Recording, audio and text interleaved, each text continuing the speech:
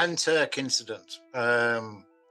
Kaz, she lives in Penturk, and she was out walking next to the field, next to the housing estate where she lives at. And for 3 days and 3 nights, they had aircraft circling the area. When one aircraft was running low on fuel, another one would come and take its place. That would go and refuel, and then they carried on like that for 3 days. They had the military in the area. They were waiting for someone. And then all of a sudden, this large pyramid object appears out of nowhere with red and green barrel objects that came out the top and was near enough above Kaz and a friend. Wow. They military apparently opened fire. There was an Apache helicopter that had to make an emergency landing at Cardiff Airport because it caught fire. Oh, shit. It's all been documented. It's one of the biggest cover-up cases in the UK.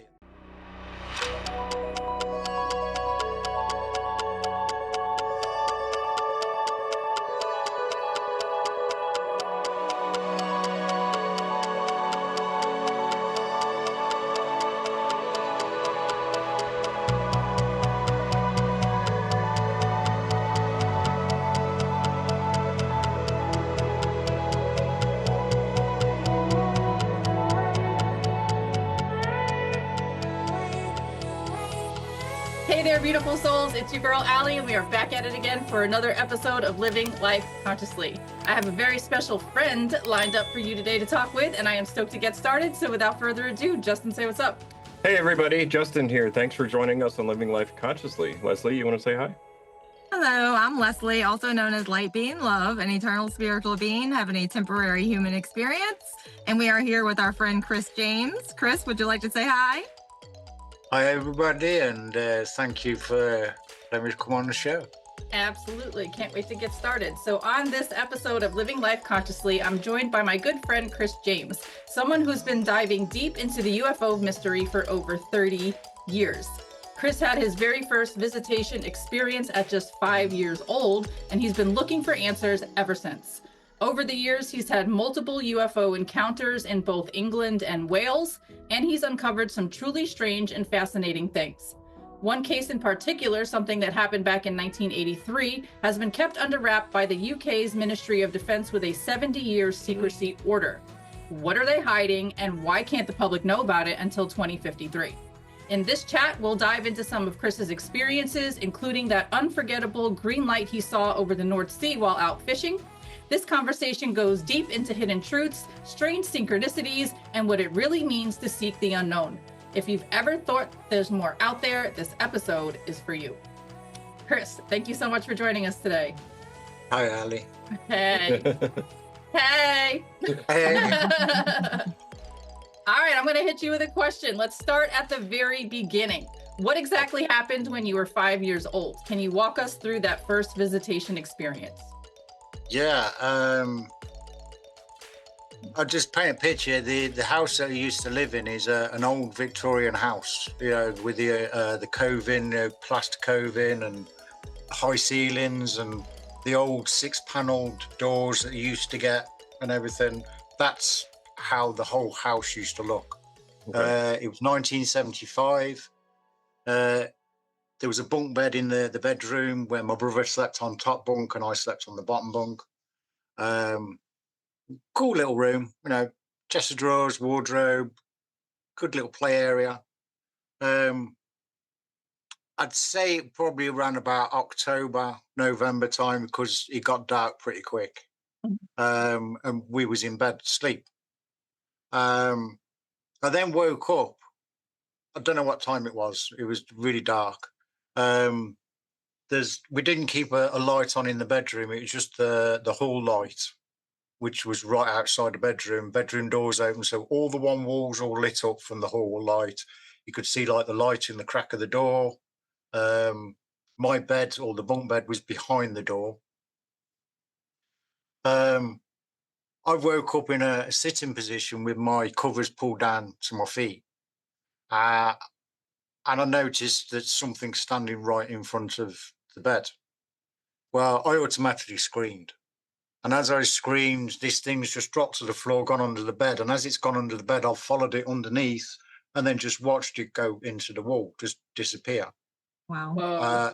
I'm screaming, and as I'm yelling and screaming, the bedroom light's gone on. My mum and dad's come in, and then I've just screamed at them and said, "It's gone into the wood. It's gone into the wood," meaning that it's gone into the skirting board. But at that time, I didn't know what the term skirting board was, so I just said, "It's gone into the wood." Mm-hmm. My mum and dad's looked at each other, and then mum's come over to me and like comforted me because I'm hysterical. Mm. My dad's like, "Oh, he's just had a bad dream and everything." And I'm like, no. It was there. It's gone under the bed. It's gone into the wall. And my dad's pulled the bunk bed out and knocked on the wall to show that the wall's solid, that, nothing's there. Mm-hmm. I've calmed down and mum's got me back off to sleep and everything. I don't remember talking about it the next day. There's a lot of me childhood that I can't remember. It's like blocked out, just big patches. I've been shown photographs and I was like, I don't remember that. Okay. So there's a lot of it I don't remember, but that incident only came back in my head a couple of years ago. And I was in a group called Uprising that's run by Nath Lockley.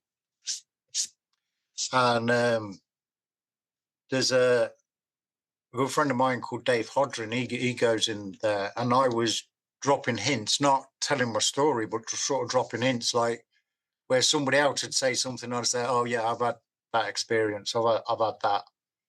And then Dave Hodrin reached out to me and said, "Look, we think that you've got something there. Do you want to talk about it?" Mm-hmm. Mm. And I was a little bit hesitant at first because I've kept this to myself for years. I had family members, ridicule me. Sure. My own Oh. family believed me. Mm-hmm. And I later found out that my dad and my brother used to sit up late and talk about it. And I didn't know that. My dad turned around and said, "Chris saw something. I don't know what he saw, but he saw something." Hmm. And I wish that I had the chance to speak to him about it, but never got the chance to it. But my brother talked about it, and we said, "Yeah, me and Dad used to talk about it." And I spoke to Dave, told him my story. He did a write-up and put it onto his on his webpage, and he covers a lot cases in the UK, a lot from the Midlands and going up north and down south. So he covers all over the UK. Okay. He's a good friend. He's there. I would like him to be there when I go for deep regression hypnosis. Okay. All right. Because he's been the first person that's been basically, yeah, okay, you've got something, tell us. Mm-hmm. So I owe a lot to Dave and all the others, good friends. Shout out Dave. Yeah. But since then, it's been like a roller coaster. Okay. Because of all the things that I've encountered in the UK, both in England and Wales, a lot more in Wales. The 20 years I've lived here, it's crazy. So since you were 5, it's been nonstop or what? I wouldn't say non-stop. There has been times where I didn't see anything. Yeah. I don't know if it's because I wasn't looking or it's just because I was busy being a kid growing up, but it's later on in life where I've noticed more because I'm looking more. Sure. So now I'm actually searching. Gotcha. I find it sometimes a bit debilitating when I take all my equipment out and I'm doing stargazing, expecting to see something and I don't see anything all night.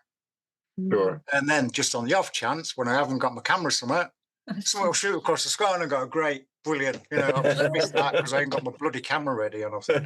So I get a lot of them. But Absolutely right. yeah, but it's come to a point now where it's like, "Oh yeah, look, another UFO, great." It's just there's still excitement, but it's not as what it used to be. So How many times would you say you've seen a UFO or had an encounter or something? When I lived in England, up on the northeast coast, a place called Grimsby, Mm-hmm. I spent 13 okay. years there. It was Europe's biggest fishing town. Okay. Well, when I joined and worked on the docks there, the fishing industry was declining. A lot of boats went out of service, and that it was really difficult to find work and things, and it changed. So I went out on a fishing boat for 3 weeks, and for the first couple of days, I was really ill. Seasick. Yeah, big time. Okay. So I couldn't do any work for the 3 days, so I was just below. Until I was able to start doing small jobs and then slowly building up. And basically, you spend 3 weeks out there. You come back, you go and get your catch. You come back, you're on a load at the dock, and you back out again. Okay. And you did that solid for 3 weeks. And there was one night where there was a green light under the water. Oh, They're under quite the far water. out. You're quite far out, but you could see this green light under the water. So I'd gone up to skipper. I can't remember the skipper's name, but I'd gone up to the skipper. And I Yeah. asked him what the green lights were, and he said, we see them quite often. Oh, This is in the North Sea. Okay. He said, but we stay away from them because they scare the fish. So we have to go out further out in the North Sea to get a catch. So Oh. they don't like them. And they haven't speculated what they are? No. Okay. We've had some fishermen turn around and say, no, they could be divers, with welding equipment or anything. But it's not a flickering light; it's a constant green light. Yeah. It did when I saw it, it didn't move. Okay. There was a skipper of a captain of a boat that said he saw two. One of them was still, but one of them was moving. And these are quite big lights because we was quite far out, and it still looked big. Okay. Sure. So, how long do they stay illuminated there? Do they just hang out in one spot and not move and stay illuminated, or do they move around and blink on and off, or what? Right, How do they act? When we spotted it, we moved away from it and then sort of went around and then out to sea. So we didn't go anywhere near it. Okay. But apparently there was some fishermen that said that they've had radio interference, the compass is going funny. Oh. There was also a report where it said that it looked like the sea was bubbling on the top, and that. Just like There's the also, TikTok. I was just thinking that. yeah, Just like that's that what made TikTok me think. encounter. Yeah. There's a good friend of mine called Paul Sinclair. He does a group up on the northeast coast of England called Truth Proof, and I reported my case to him about this green light I saw in the North Sea. Well, at first, I don't think he believed me. Okay. And then I got a message back a couple of days later, and he was like, "Can you give me a little bit more information of what you saw, please?" Because he must have heard it somewhere else. I've had other reports. Yeah. Well, since then, I'm not sure if he caught the video or somebody else had caught the video, but there was green lights that was being recorded in the North Sea. That was caught. But also, there's some cliffs. I think they're called Brampton Cliffs.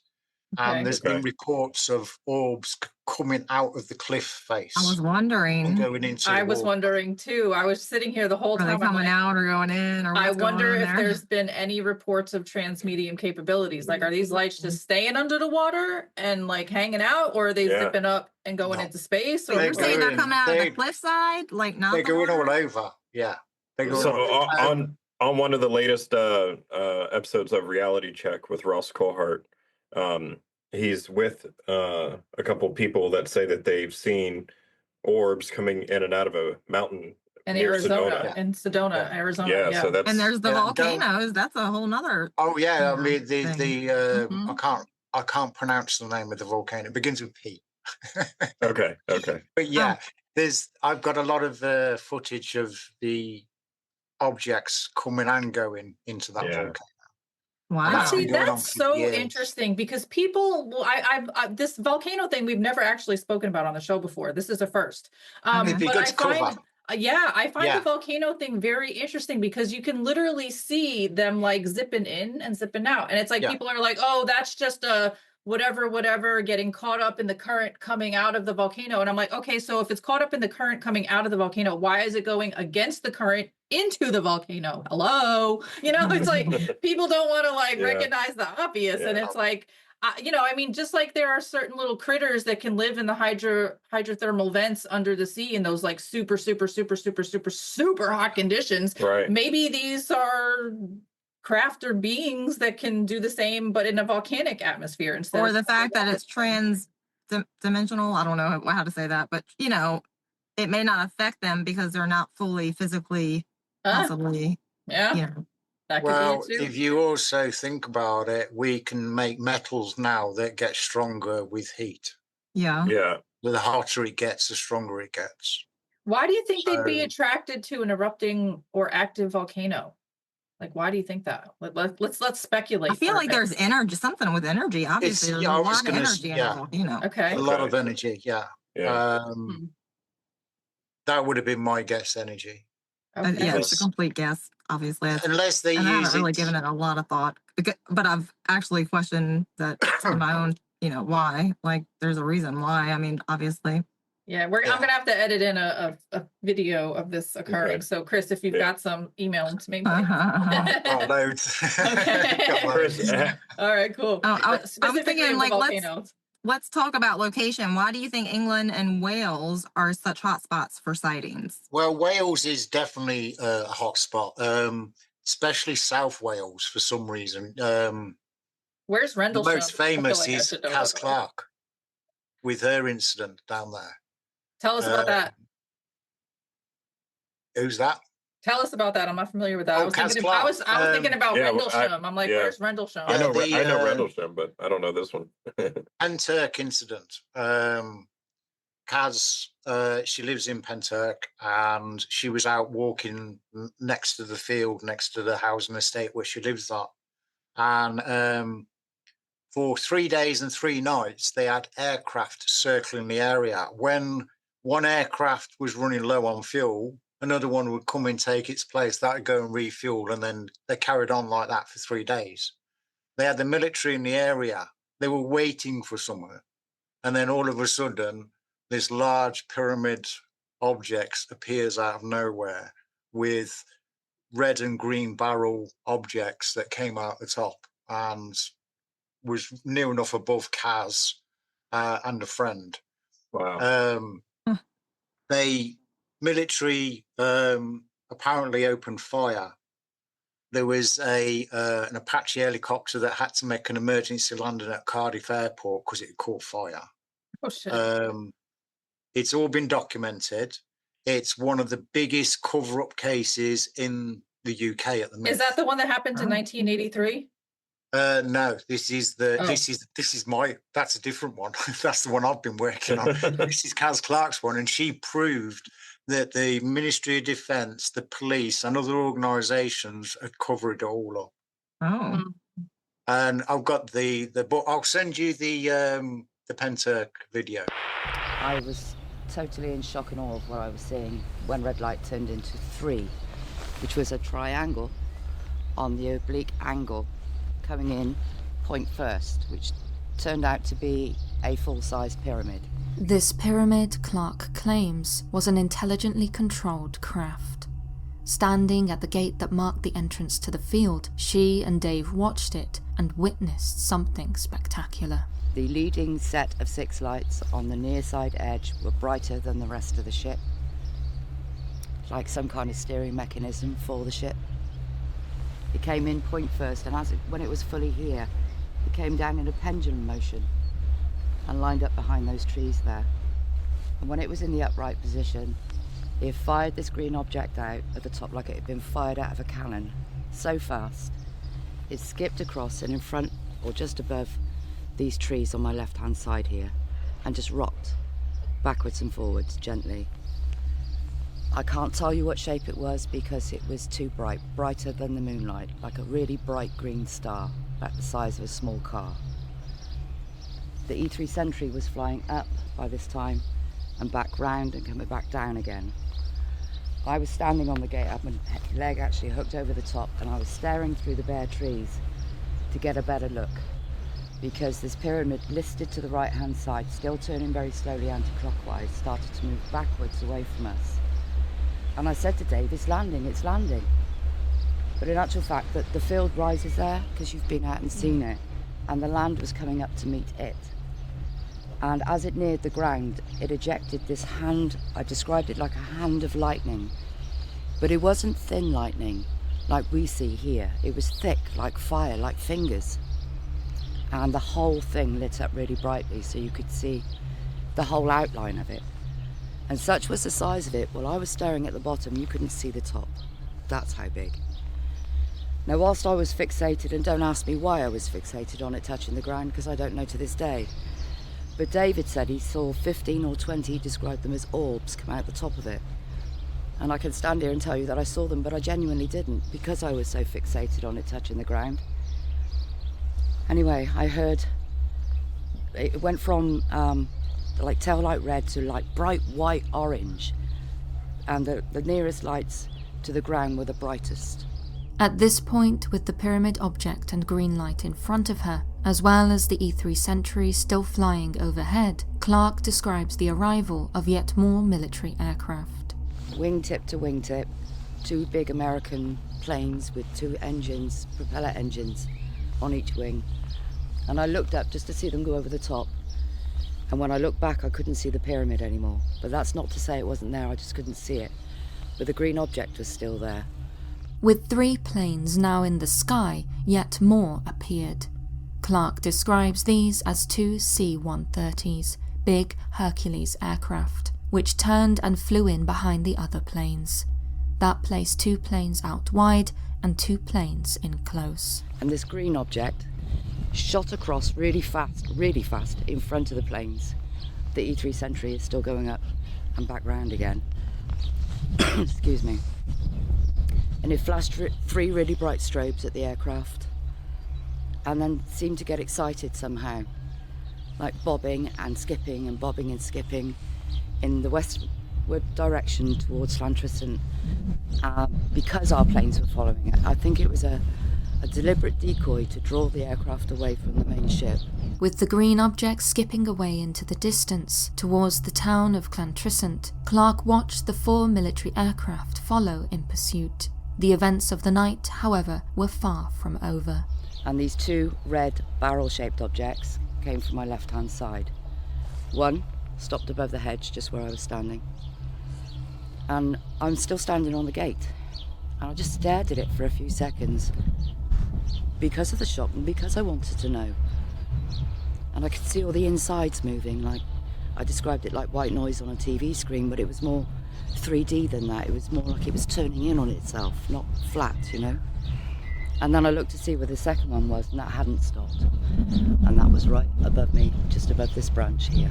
And the one above me changed colour from tail light red to traffic light green, and I could see even clearer the insides moving. And I felt it scan me. When this one had scanned me above here, the red one that had remained sentry the whole time was still there.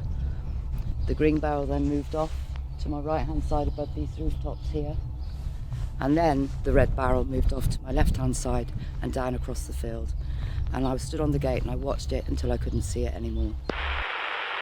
Kaz is a really good friend of mine, and she got a lot of ridicule for it, especially off one UFO website that's in South Wales that she went to first. And they basically called her a liar and all this lot and bullshit and everything. Oh, that's awful. And she got really, really badly ridiculed for it. That's horrible. So this happened in 2011, and true to her faith, she held up, and she never has changed her story. She's always been constant.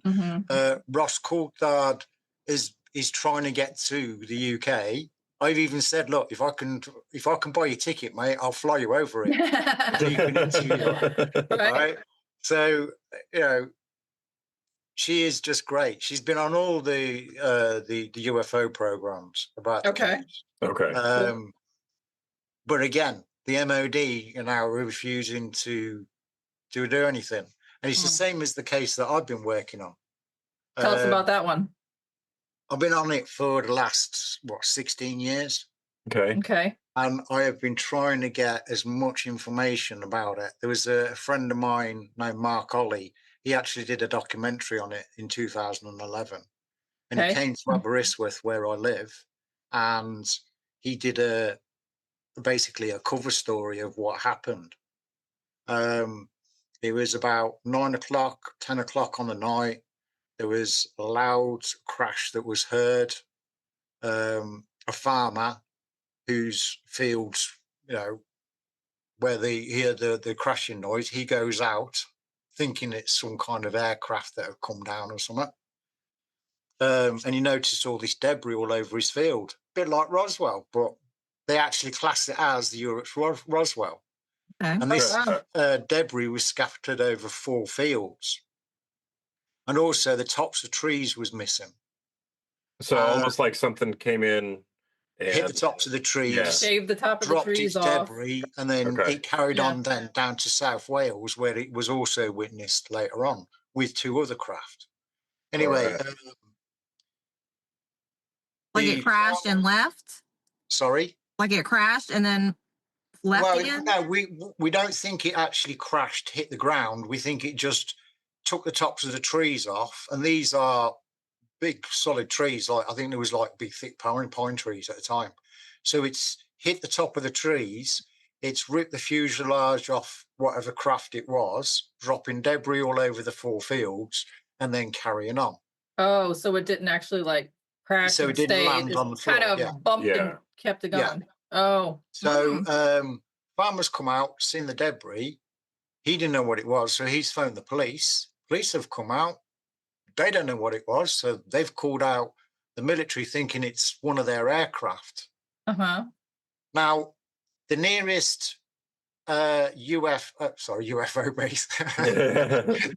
the nearest might as well be a UFO base. The nearest RAF base at the time would have been RAS Cosford, which is just over the border between England and Wales. What is RAS? RAF, Royal Air Force. Yeah, oh, thank you. Yeah, and it's also where America troops was also based. Okay. All right. There is speculation that it may have held nukes back in the 80s, but we don't know that. So, okay. All right. I'm sure there's some truth to that. Well, there is a story about black triangles that was actually seen over at that base in about 1983, 1982 or something like that. So 1993, 1992, around about that time. So they're watching over. I can send you that case as well. So, do you think that they're there, that the connection with UFOs and nuclear, plants or bases or whatever, they're trying to make sure everything that we're not going to I think with the beings, they are they're interested on how we use nuclear technology. They probably use it in a fuel system. They don't use it as like a weapon.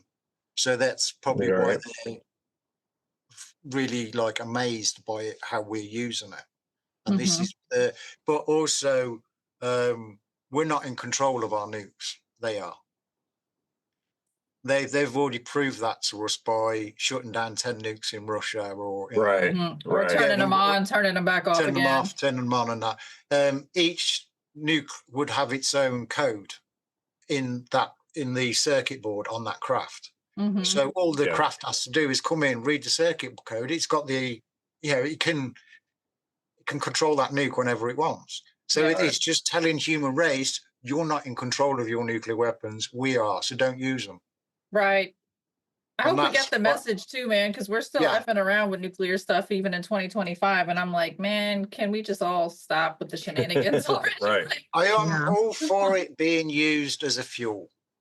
I do like the idea of it being used as a fuel. As a weapon, no. We've already seen what it can do.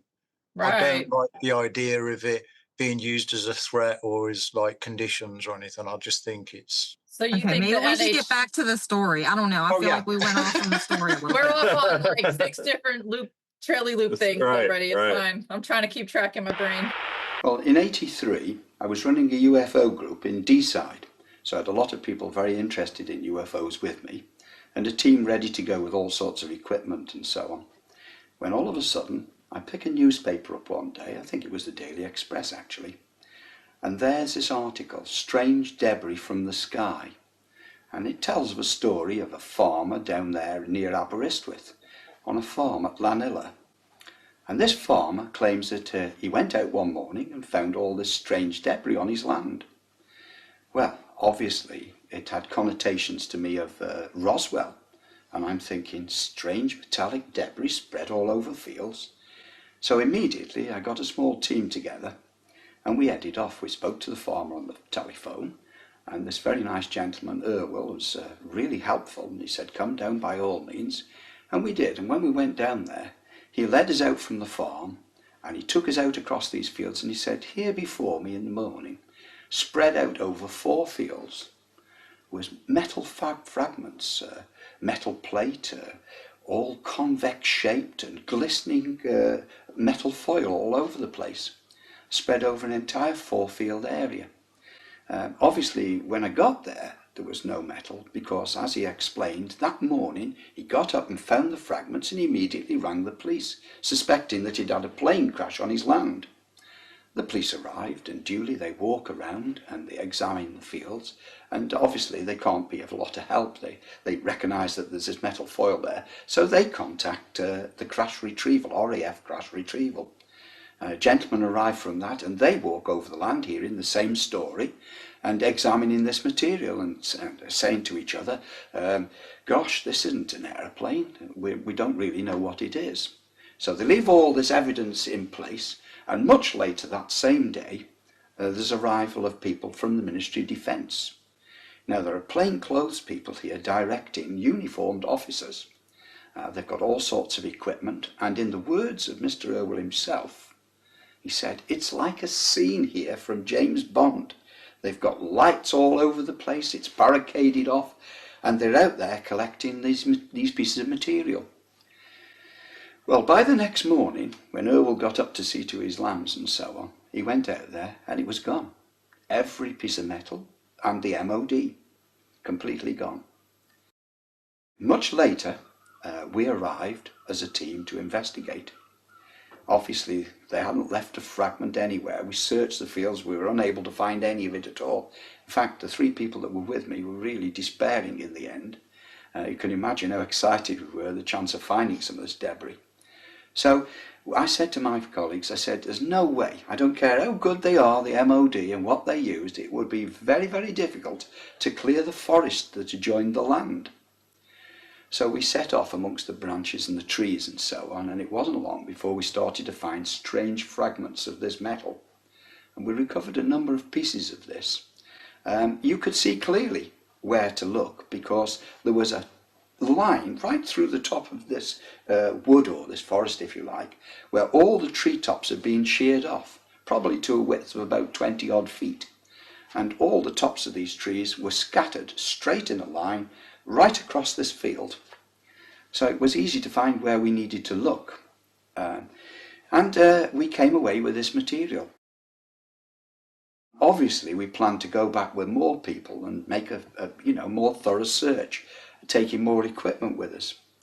Well, you will not believe this, but that very same week I had another phone call from the farmer, and he said, you're still welcome to come down and do your research and so on, but you might be wasting your time. So I said, well, how's that then? He said, well, you know that forest, as I'm speaking to you, they're actually removing it. I said, pardon, you're removing a forest? Yes, he said. So I contact the Forestry Commission and say, would you like to tell me why you're removing the forest? And a Forestry Commission person, and it sounded as if he was smiling, although obviously I couldn't see him on the telephone, he said, well, it's wind damage, you know. And I said, wind damage? You usually remove a forest for wind damage. No, he said, but we're removing this one. So I took it from that, obviously, that the Ministry of Defence had decided that the best way to remove any evidence in the forest was to take the trees away. And that's exactly what they did. All right, so the RAF. Yeah, the RAF, it would take them around about 2.5 hours to get to where I am. But apparently they was here within an hour. So that means they was in the area. Yeah. Well, over the years, I've found new witnesses because the village where it came down in, which is literally just 2 minutes down the road from where I am, Okay. the villagers was told that keep quiet, never happened. You know, we wasn't here. Shut up. You know, we can make it really difficult for people and all this, like, you know. So people took that as, okay, gospel, we ain't going to say nothing. And true to the word, a lot of the older folks still won't talk about it today. Isn't that wild? Yeah, that is wild. Yeah. That's pretty wild. But the farm where the incident happened, sadly, the farmer passed away. And apparently his son has took over the farm now. And I'm hoping to maybe get an interview with him and see what he can remember. Oh. But as for the MOD, I had been chasing up for years FOIA requests, and all I kept getting back was Section 26, which means top secret. Oh. Huh. And then I later found out that the MOD then put a 70-year Secrecy Act on the case, but I don't know when that was put on. So it could be from 1983 onwards, or it could be whenever. But just the fact that they did that is like, you know, don't be suspicious. Don't be suspicious. Why put a Secrecy Act on something that has no... Well, that's it. You know what I mean? Why have you got to hide something? Well, there's a there is what I'm saying. There is. There's a there. There is somebody that I know that has actually got parts of the craft in a case. Send it to Gary Nolan. Well, this is they've had some of it tested. And what was the results? The aluminum in it. I'm speaking American there. Did you see? I just literally had it. There you go. They say it different from us. Yeah. Hold on a second. Aluminium. Aluminium or something. This is what I get for hanging out with Americans too much. Hey, that's so fine. funny that you recognize that though, because you must have read my brain saying, "Wait a minute, I don't think he's like doesn't he normally not say it like that?" That's so funny. So yeah, the aluminium is way off the scale. It's really high. Okay. In aluminium. So I know that other materials as well, they're really high. But they've only tested, I think they said they tested 4 samples out of the so many that they've got. Okay. I wanted to talk to the guy that's got the pieces in a case. And there's a little story that goes with it, where apparently he had a visit from not sort of Men in Black, but sort of Men in Grey.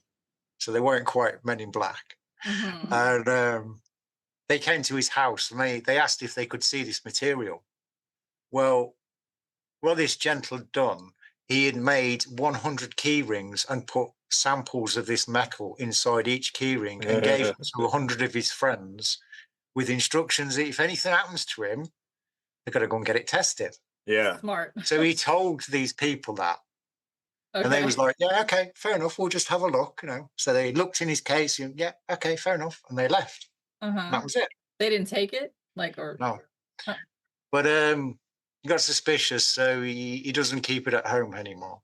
Okay. It's locked away. Yeah. Well, as a matter of fact, I've got a small sample of the material here. On the one side, as you can see, it's a green colour, and on the other side it's a grey colour. The grey colour is some kind of resin that's not been properly identified yet, and obviously there's this duralumin in between. You notice that all the edges of the material look as if it's broken glass, it's shattered. The only straight edge, in fact, is the one that I've actually cut to take samples from. All the pieces are of a slightly concave nature, indicating that this has either exploded or imploded at some time. What's interesting, though, is the strength of this material. It's extremely strong, given that it's so light. Very, very strong. I can just bend it or flex it, but it would take quite a serious amount of effort to put a crease into it. I think you'll agree with me, that is extremely unusual. On the side that you can see that's grey, where the resin was, attached to this, there was honeycombed metal foil that resembles baking foil, but all neatly honeycombed. And obviously the two pieces of metal went either side, sandwiching this honeycomb between them. The result is, of course, extremely stronger material that can't even be crushed, and yet extremely light at the same time. But if I was him, I would be getting it tested. Yeah, for sure. Let's get some answers. Because there's a honeycomb. I can send you some images and everything. There's a honeycomb, but it's made up really minutely. Now, when we could do honeycombs back in the 80s, we could get it so it's a couple of mil thickness, the walls of a honeycomb. Yeah. These are wafer thin. Okay. And they're solid, but they're metal, right? And they're metal as well. So it looks like it's been 3D printed. There's only one other place or time I've heard that, and that was Bob Lazar talking about the inside of the craft and the material, and how this honeycomb shaped metal was used as a door, because if you hold it one way, it's like thin, but then if you hold it the other way, it's strong enough that you can stand on it. Yeah. See, we use honeycomb structures a lot in aviation.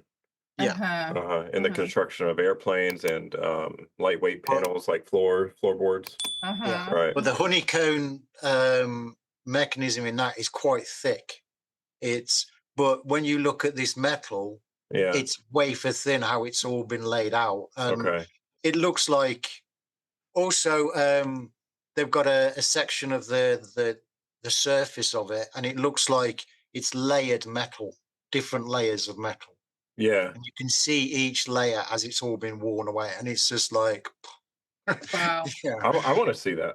Very cool. I'll send you the images. Okay. But I can send you the video of Mark Ollie doing the interview, going around Aberystwyth talking about the actual incidents and everything. Yeah, that'd be great. He actually interviews the guy, Gary, who's got the material. Okay. Yeah. So I'll send you the video for that. Has anybody asked Nick Pope about this? Yes, I actually did. You did? Okay. I actually sent him an email. Okay. Asking about. Yeah. I'll send you the email as well if you want.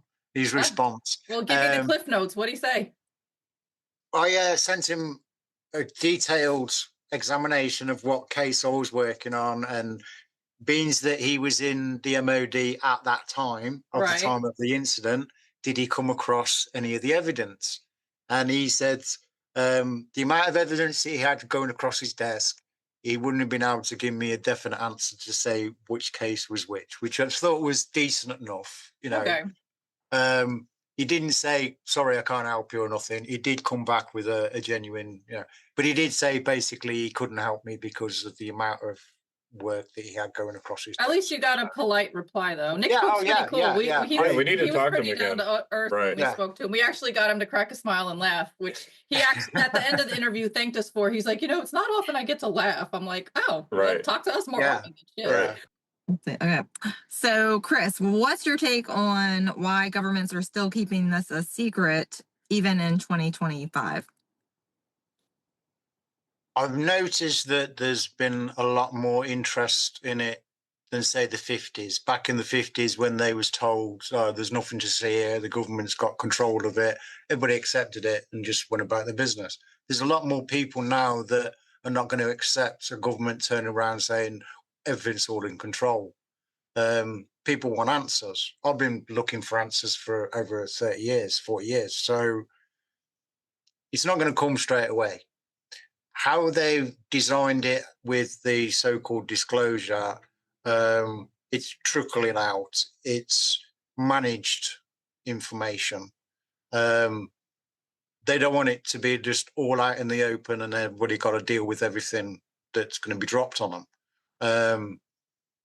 There's going to be a lot of shocked people out there. There's going to be a lot of angry people out there that the government's kept it from them. I can understand that the government's pushback and trying to put everything back into the toothpaste tube after it's all been squeezed out. I don't think they're going to get away with it this time, though. No, they're not going to get away with it this time. No, there's way too many people on the internet talking about it now. You cannot cap this. Back in the 50s, you couldn't have this type of like this show, for example, is an example of a rebellion against that because we're talking about it online. You know, I messaged the media over here in the UK, demanding why they're not covering any of the hearings over in the US. And I got a response from a couple of them, and then didn't get a response from most of them. And some of them said, oh yeah, we did cover it, and they sent me links, and it was literally, oh yeah, the US are covering cases going back towards Roswell, and then that's it. They move on to the next news story. So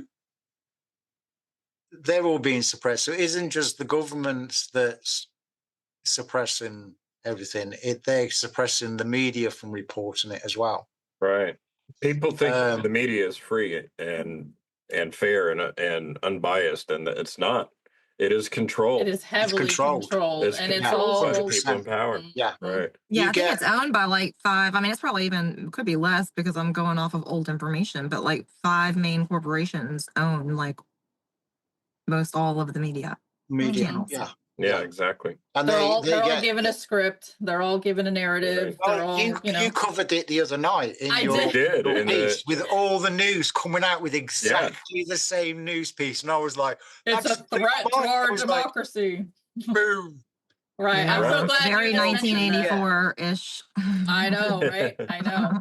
The sharing of biased and false news has become all too common on social media. More alarming, some media outlets publish these same fake stories without checking facts first. The sharing of biased and false news has become all too common on social media. More alarming, some media outlets publish these stories simply aren't true without checking facts first. Unfortunately, some members of the media use their platforms to push their own personal bias and agenda to control exactly what people think. And this is extremely dangerous to our democracy. This is extremely dangerous to our democracy.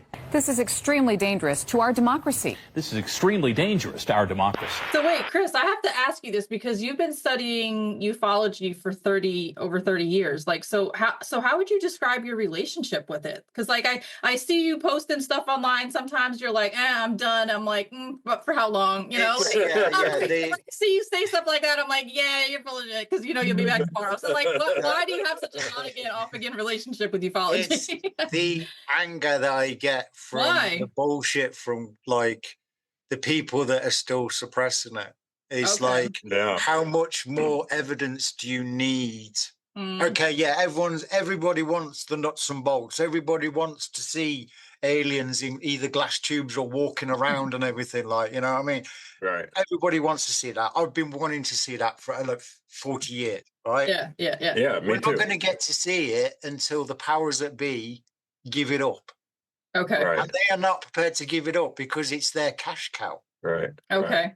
They are not going to give up something for free, for nothing. So they're either going to have to get Congress to get mean and say, right, we're going to start subpoenaing people. Which they need to do. I would love to have Congress have the chair or the CEO of Skunkworks and see what they've got to say for themselves. Because the government's been giving them projects for years. So the government's got clean hands.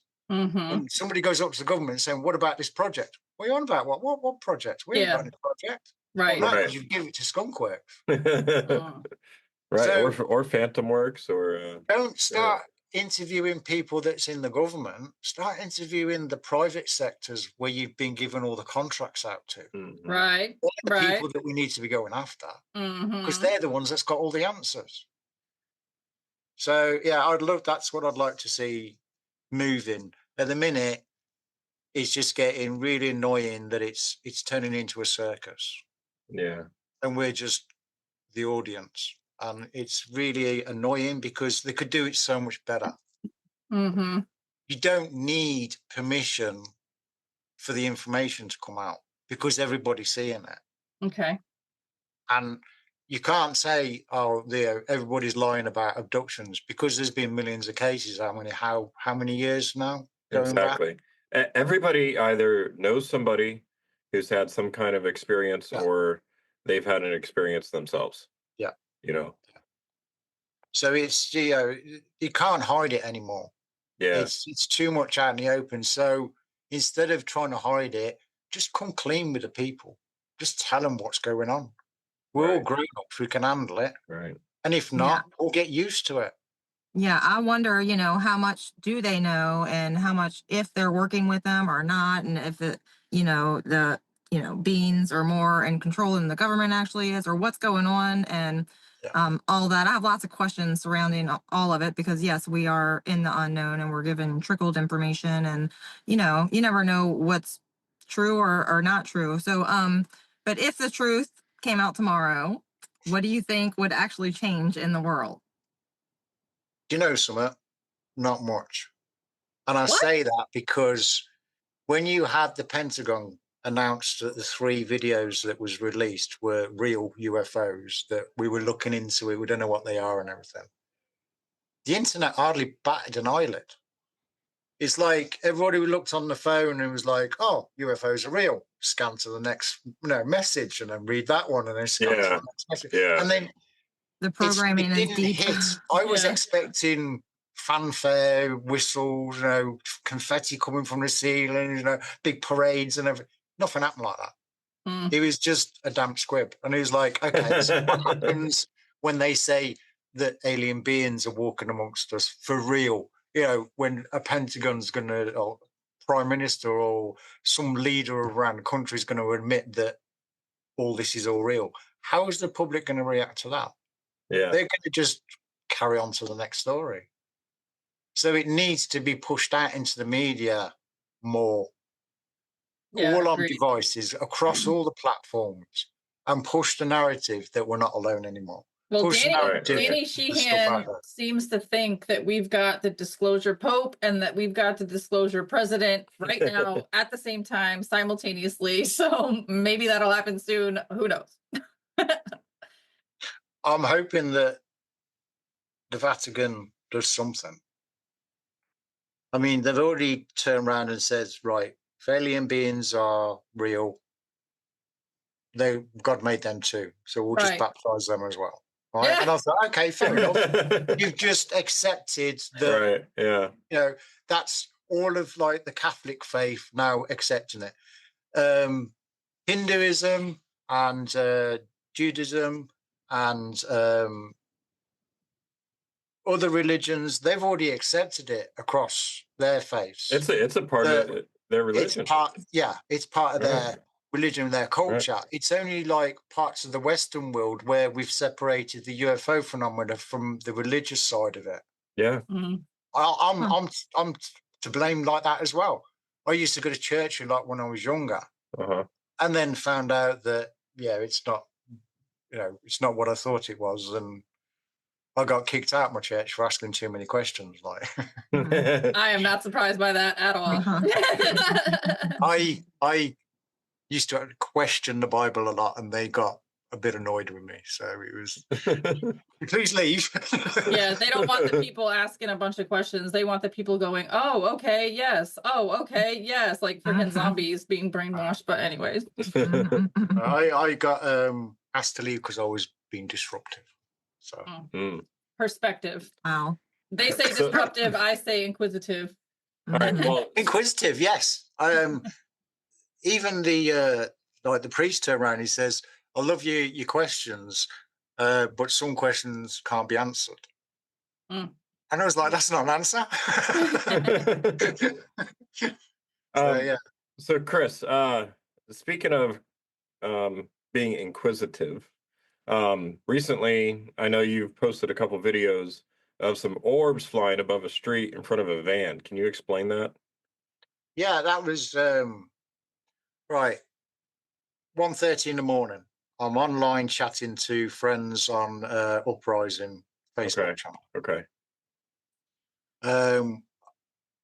I was looking at my Facebook, my YouTube page, and I had one video on there, and I was like, I think it's about time I set this thing up and got it all sorted. So I thought, the time of year, there was no students about, they'd all gone home for the holidays. There was no visitors coming here on holiday or anything. So it was quiet. Yeah. 1:30 in the morning, I thought, right, I'm going to get a video of the street. And then what I'll do is I'll put it through a filter and I'll put more light onto it so you can just about see the backgrounds. And I'll have it playing as a background on my YouTube. And I'll do it so it's a continuous video. Slower, that was the idea of doing it. Okay. So I placed my phone against the glass, pushed the button, and instead of hearing the melody to tell me that the video's started, I get a burst, and I know that the burst was from the camera taking a series of shots. So I was like, damn, fair enough. But I may as well look at what the lighting and the shadows look like in the photos. I might just be able to use that. Yeah.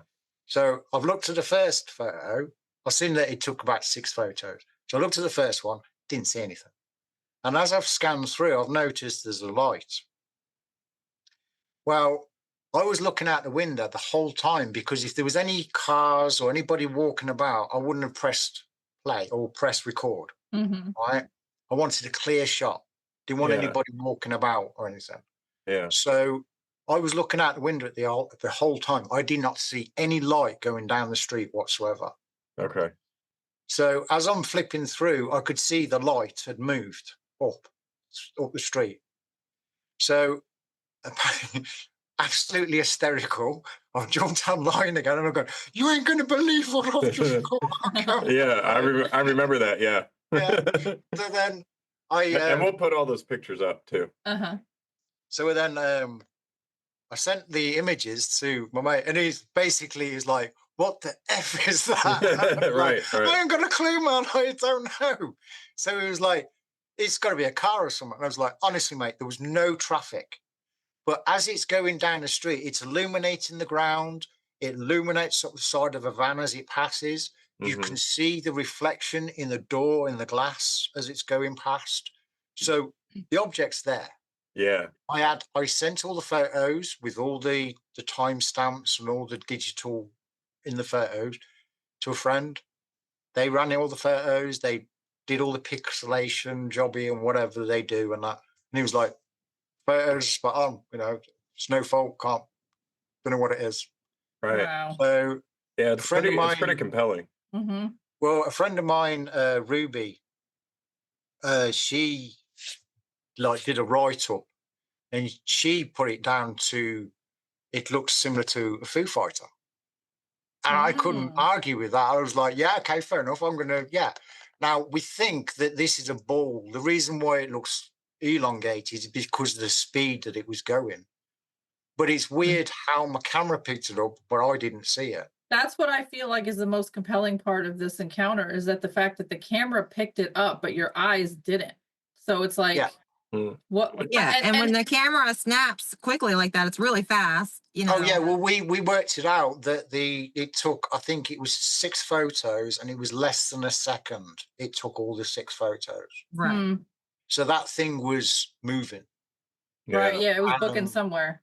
Yeah. It's awesome too that just happened to happen. Sorry to cut you off, Allie. Yeah. I just Well, coming out of my head. You're okay. This is what somebody has said.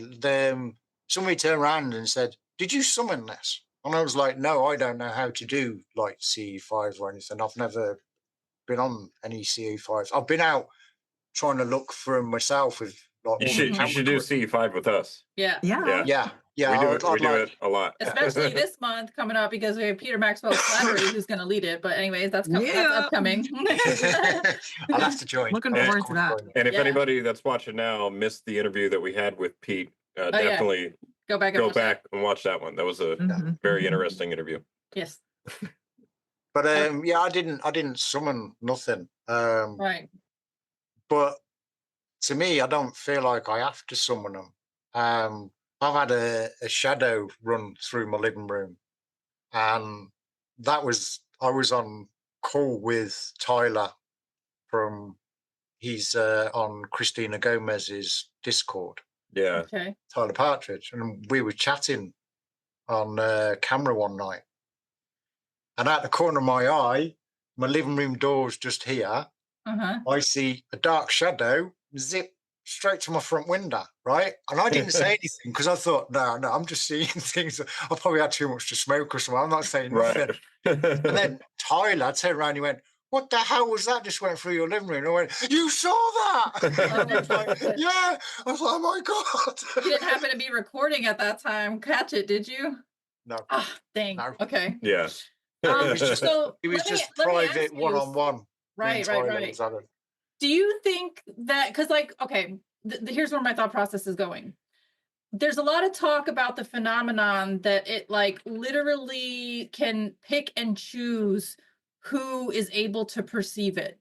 Like there could be two people standing directly next to each other. One person will see something clear as day, no doubt about it in their mind. And the other person is like, who, what, and where? What are you talking about?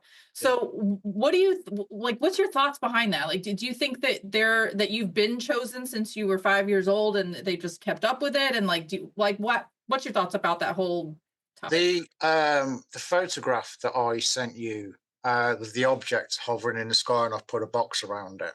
Okay. That was photographed in 2012 when we had the Olympics here in the UK, and just before the Olympics, they've got the Olympic torch, and it goes all the way around all the towns around the UK, and then it ends up in the Olympic Stadium. So everybody gets to see the Olympic torch. Well, it came through Aberystwyth in May, 27th of May or something like that. And they had, on the cricket fields, they had a big stage set up, and the mayor turned up, and they had police and fire, and 2,000 people on the field. You know, it was really cool. So I'm looking in the crowd to see how many people I can recognise. And then just happened to glance around, you know, looking at the hills and the trees and everything, and I see this thing just hovering in the sky. So I had a Panasonic Lumix little camera. You push a button and the zoom automatically comes out. And then on the back, it had like about a 2-inch screen on the back. Okay. So I quickly got up, snapped a picture. I looked at my screen to see if I got it, and then looked up and it had gone.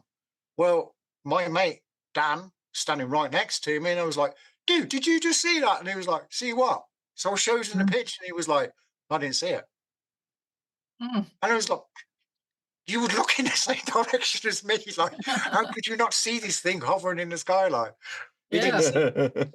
But I managed to get it on film. So that's so wild. I mean, did he just happen to like not pay attention to see it, or like probably, even if he was looking in that way? But again, like, why does the phenomenon appear to some people, or some people can perceive it, and then other people are just literally blind to it? Like, that's so crazy. You guys were standing right next to each other, looking in the same direction. You saw something, had so much thought about it, you took your camera out to take a picture of it. Meanwhile, your mate next to you is not even. No. Yeah. No. You know, that makes me think of Gary Nolan's research. What do you mean? Yeah, he was saying about people have different perspectives. Some people see something different to what other people see it as. Sure. But they can measure a difference within people's brains, especially around the caudate putamen. And very high functioning individuals, pilots, in particular, who have some of these encounters, they've been able to measure like a type of white matter surrounding their caudate putamens.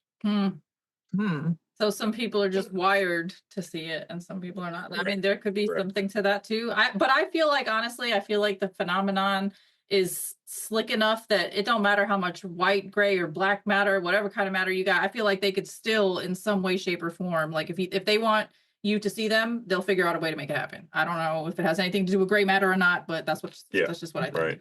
It probably comes down to the blueprint for each and every one of us. Yeah. Right.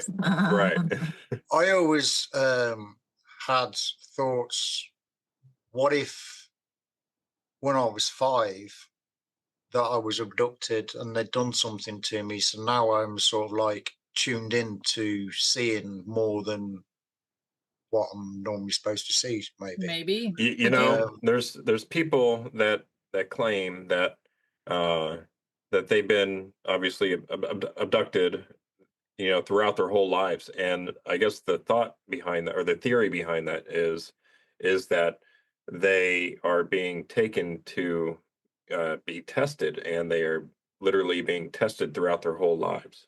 Tested for what, though? I don't know. That's the question.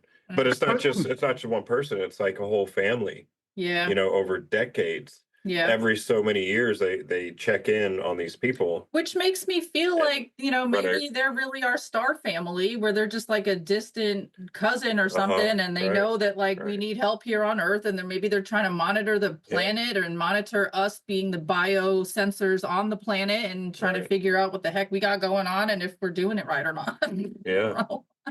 Well, I watched the interview today, Chris Ramsey's latest that he's come out with. Shout out Area 52. Yeah, big shout out to Area 52. And I love how Chris does his stories. And man, his editing is like next level. Yeah, the latest he has a whole team. Yeah, but it's is it Miranda? The alien, the interview.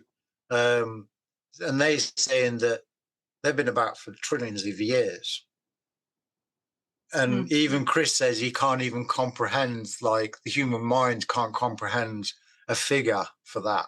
No. You know, how we have been here this long. We're only guessing how big and how old the universe is. Yeah. We don't know what's out there. We're not privy to what's out there yet. It'd be exciting to find out and see what is out there. It would. For sure. It'd be nice. Yeah. I just thought of a question, like, A, what keeps you studying this? And B, you've been studying it for 30 years, so you know, like, the history side of it, but what are your, like, future visions for what you think is gonna come from, like what do you see happening with all this disclosure stuff? Like, do you see full contact in 2027 like some people are talking about? Do you see secrecy, lies, and cover-ups for another 100 years? Like, what do you see from this, and what keeps you in it?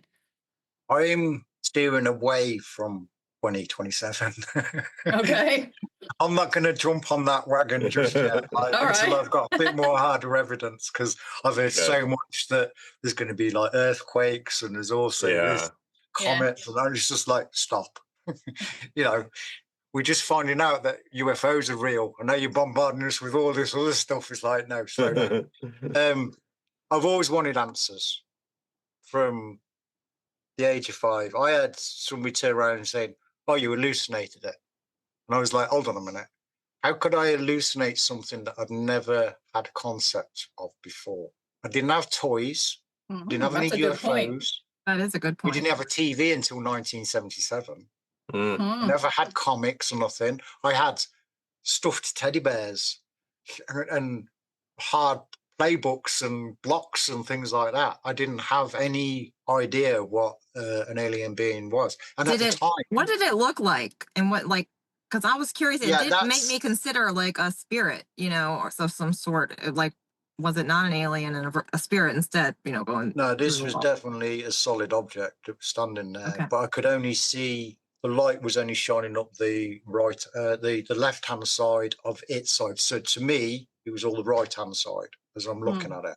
Okay. So I could see the side of the face, just about the eye, chin, shoulder, the shoulder blade, the rib cage, the arm, and then the bed's cut off the lower limbs, so I couldn't see any more than that.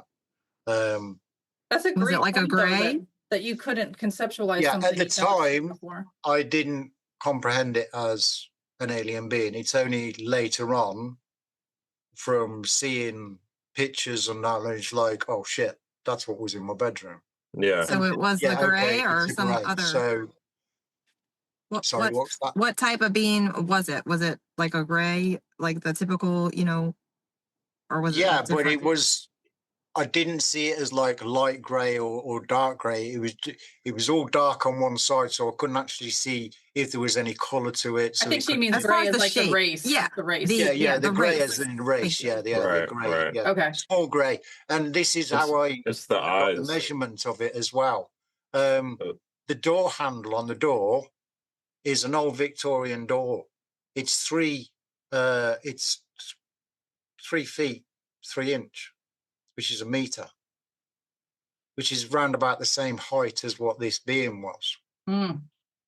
So it was about the height of the door handle, and that's how I described the measurement for it. Yeah. Right. So, and you've been wanting answers ever since that day, huh? Yeah. And I mean, Dave suggested, he goes, have you ever thought about hypnosis? And I was like, oh, yeah. I believe in sort of hypnosis because I watched my brother being hypnosed at a function once. And my brother doesn't like onions. And he was given an onion and told it was an apple, and he ate it like an apple. Oh, no. Oh, wow. And then he was wondering why his beer tastes funny afterwards. I just thought of another question that I'm derailing my own question here, but have your siblings also had visitations and experiences, or is it just you? No, I've asked family members. A lot of them just give me the F off word. Don't want to talk about it. Fine. Okay. I won't speak to them about it. My brother doesn't know. I've asked him, and he was like, "I could have been, whatever." I think a lot of people could have been and don't remember. Yeah. But when I asked my brother if he would give like testimony to what happened that night to Dave Hodron, my brother was like, "No, I don't want to talk about it." No. And I was like, "Okay, that's great. I'm not going to push you, but I'm not expecting him to go out." And he goes, "Look, if you want to, just be anonymous." And he was like, "No." And they don't even want to get involved, right? Yeah, I think it's a fear. It's one of them roads that he doesn't want to go down. Yeah, the stigma is really. So I'm not gonna. Some people are just like literally not willing to let themselves go there. Yeah. I mean, I love him to bits. I really do. Sure. And if something did happen to him, I'm hoping that it's something that it's nothing's going to affect him. Yeah. So. All right. So you're still looking for answers all these years later. What do you see happen in the future? Where do you see this going? Well, the way that things are going, we've been told that as of October last year, it was going to take 7 years for full disclosure to come out.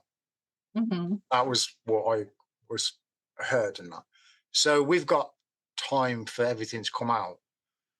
At the end of it, it would be nice to have some clarification that, we're not crazy. Everything that we've been seeing all these years of just, brilliant. We've got answers to everything. We can.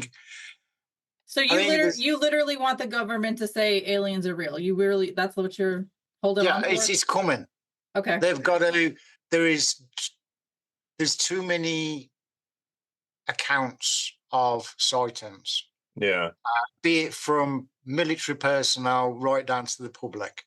It can't be denied. So they're going to have to come out one day and say, yeah, fair enough.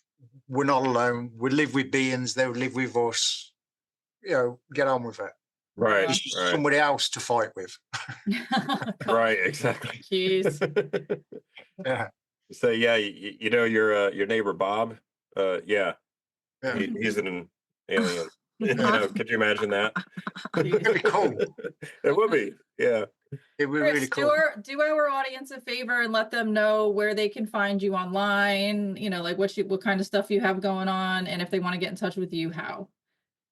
I monitor for Christina Gomez. I cover all her platforms for her. So you can find me on her Discord, on her Facebook. I cover a lot of other platforms as well on Facebook. You can also find me on Facebook just under Chris James. Okay. If you've got any questions, just bombard me with them. I'm always glad to answer. Very cool. I am. Thank you. I don't do this for fame or fortune. I just want to get the word out there and spread the word. And I'm only getting answers now to questions I was asking back in the 80s and the 90s, and I'm starting to get answers now for all the questions I was asking back then. Right. Wow. And it's great because back then I was thinking the same, thinking, oh yeah, that's got to be this, that, and the other. And then it turns out it was this, that, and the other. And I'm like, yes. Right. Vindication. Yeah, it is. It is. It's great. Turns out to be true story, right? Yeah. Absolutely. Hit him with your famous question. Okay, Chris, what's your greatest hope for the future of humanity?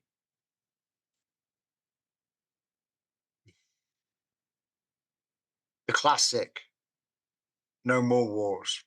Mm-hmm.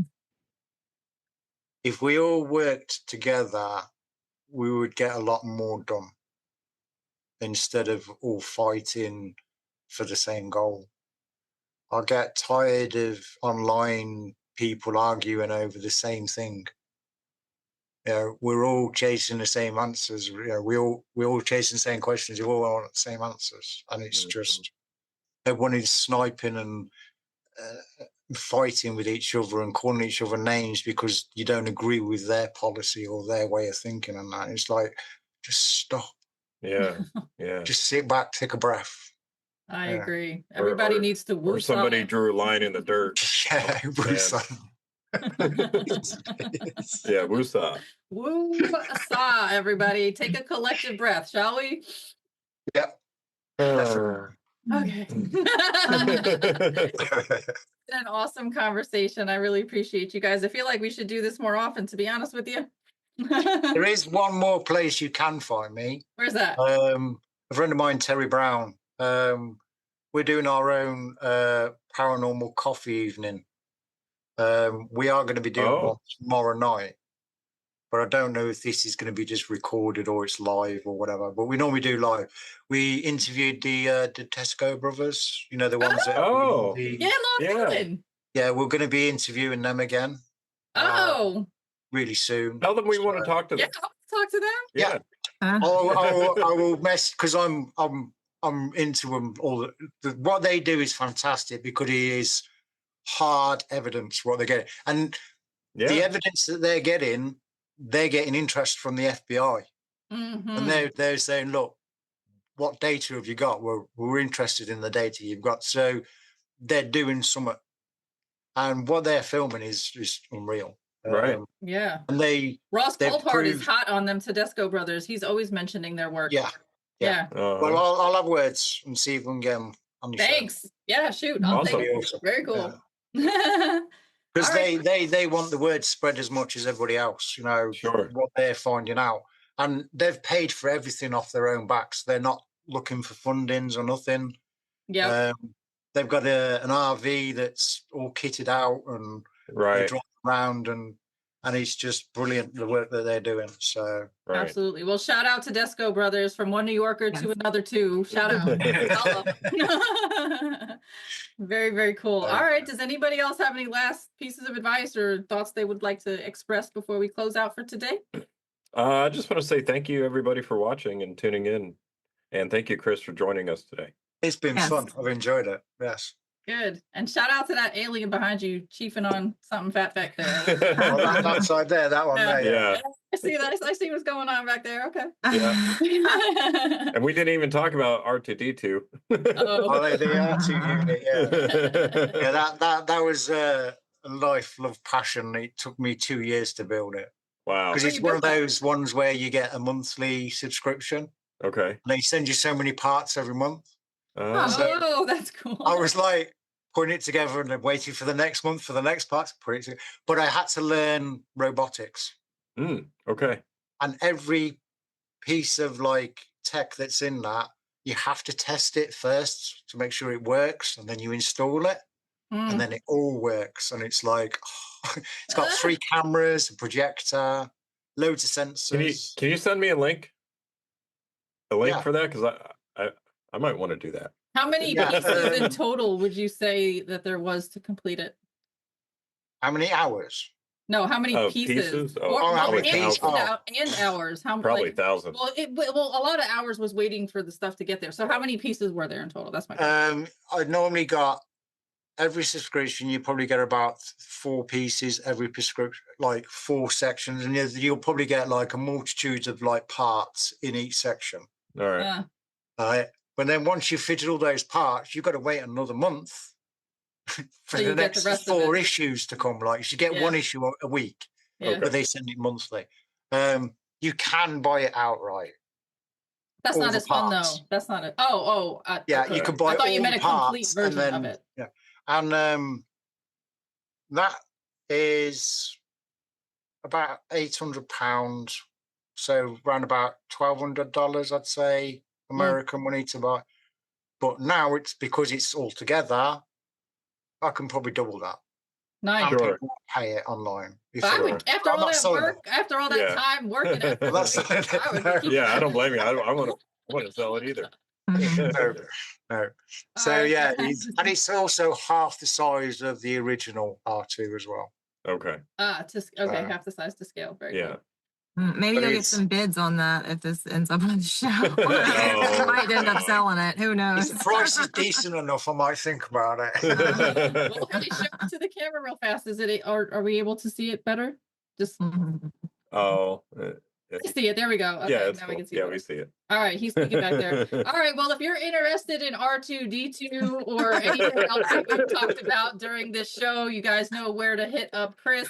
I will have all of his links on the screen as he says them and in the video description box below, so please make sure to check that out. And while you're here, please do us a favor and smash that like button. Click subscribe, ring our little notification bell, drop a lovely comment down below, and share this video with your family and friends to help us spread the good word. All right, you guys ready to do the closing out? Much love, peace, and namaste? Yes. All righty, here we go. Much love, peace, and namaste. Hello, Creator. I have a question for you.